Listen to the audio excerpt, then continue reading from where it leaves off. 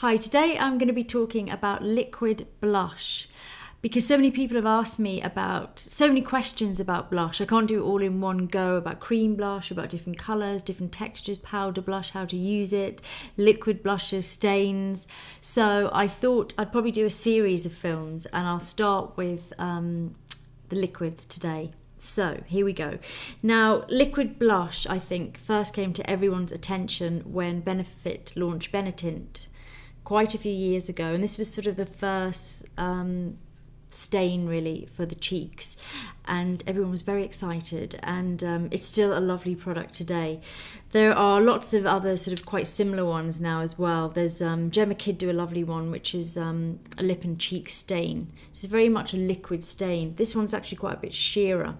I think these are really good for more oily skins because sometimes, especially with the Benetint, you find that you don't get enough time to sort of really, it can dry. If you've got very dry cheeks or dehydrated cheeks, you find that it sort of sinks in, and then you're blending away and you end up with a sort of, you can see the edge, and that's really the secret. You don't want to be able to see the edge.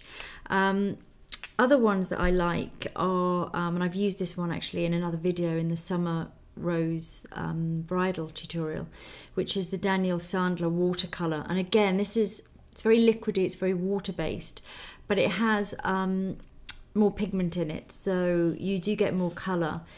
You needed to do a little bit more blending because it's not as sheer. Again, it dries, so you only have a certain amount of time, and it is waterproof and it really lasts. So that's, again, I think a lovely one for oily skins, especially in hot climates. It's great.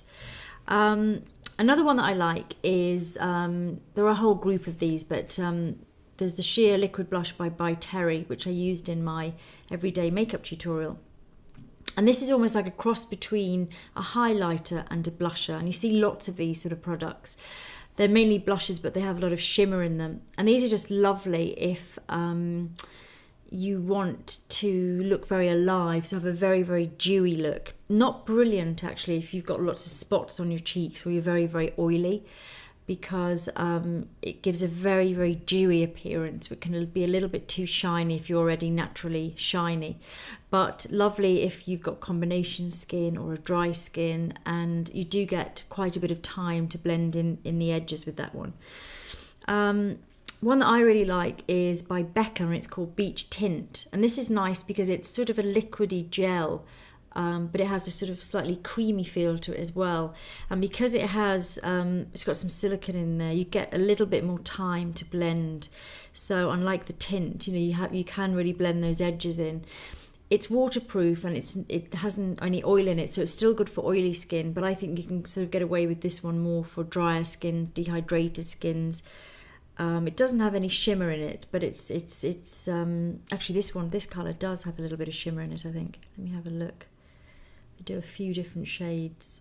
It has a tiny bit of shimmer in it, but not as much as the By Terry one.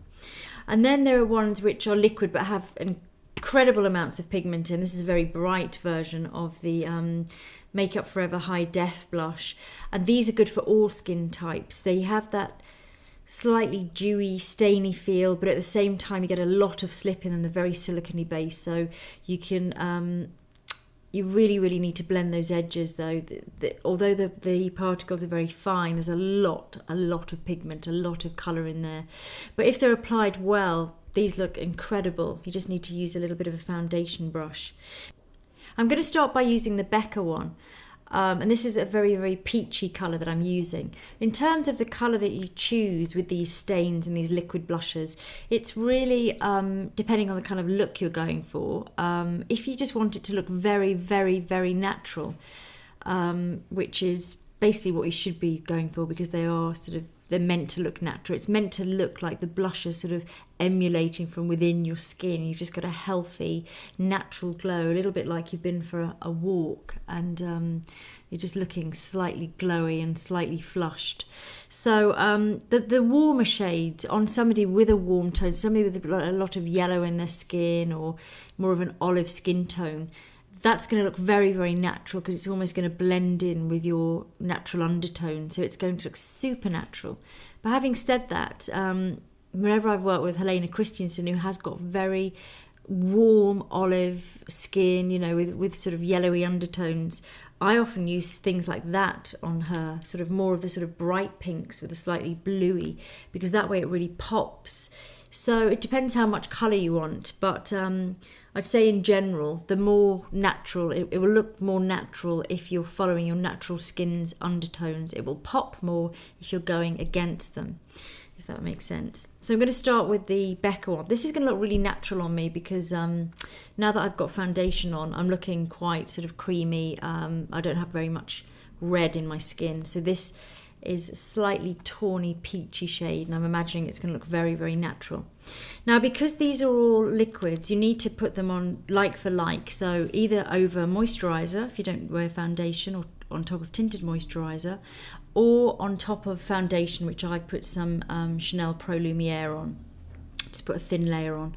So don't ever try and use these after powder, because it's not going to work. You need a lot of natural slip on the skin to get them to sort of blend in, especially the tinted ones, I find. So if it's a product you've never used before, try it on the back of your hand first, just to gauge how much pigment it's got. This is a very sheer one, so I can just put a dot on my finger and go straight onto the cheek. And as soon as it hits the skin, start blending. Start on the apple of the cheeks. That's the fattest bit when you smile. If you just look underneath, you've got that really sort of fat pad. And just start in the centre there, and just very gently, either with your middle finger or your ring finger, very feathery strokes, just start blending out from there. Better to start with a small amount and build up, because it's easier to do that than put too much on and then have to use a foundation brush to start trying to blend the edges in. So I'm just going to add a little bit more into the centre, another layer. And the trick is really that you don't want to have any of those harsh edges. He wants to be really believable. It's going to be looking like blusher, not contour, so never try and contour with these products, because that's really not what they're about. They're very much about giving your skin a healthy flush and looking, you know, completely natural. If you feel like you haven't blended it, or you've put too much on, just take your foundation brush or any kind of even concealer brush, and you can always just, using a tiny bit, whatever's left on the brush, you can just sort of go around the edges, just making sure it's really fully blended in. And then just keep adding until you feel like you've got enough. Put a tiny bit more just in the centre there. Often these tints, a lot of them are really good on lips as well, so quite nice as well to have that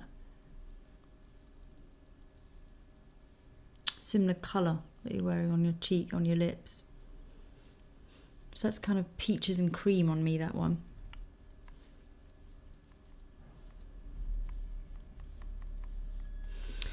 Now if you do have spots or a couple of breakouts on your cheek area, put the blusher on first, blend all the edges, so finish it off, and then using a very tiny brush, you can actually just go back in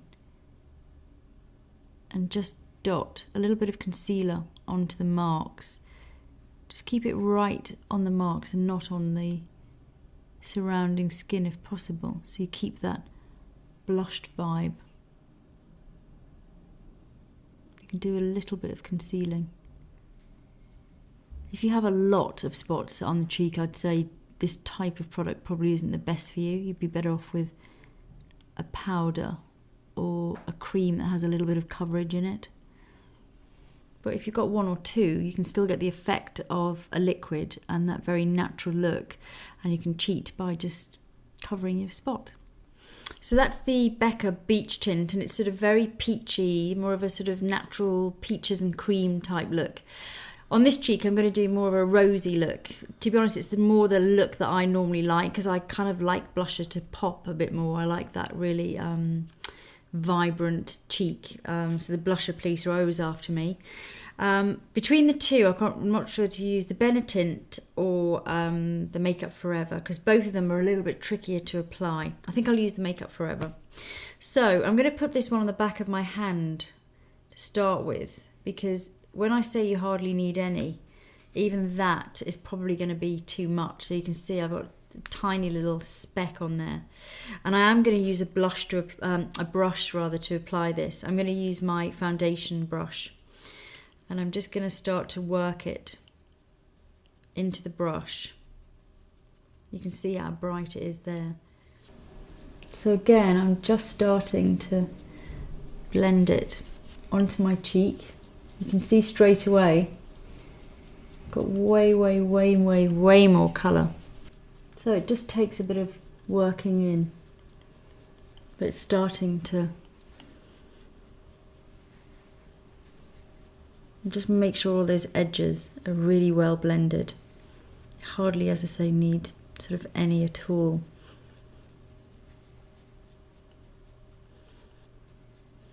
Again, if you think you've made a mistake, you can always use a foundation brush and just blend in any edges so that, again, you don't see kind of where it starts or where it ends. And I think the majority of the colour sort of needs to be under the centre of your eyes, so you have that sort of intensity here.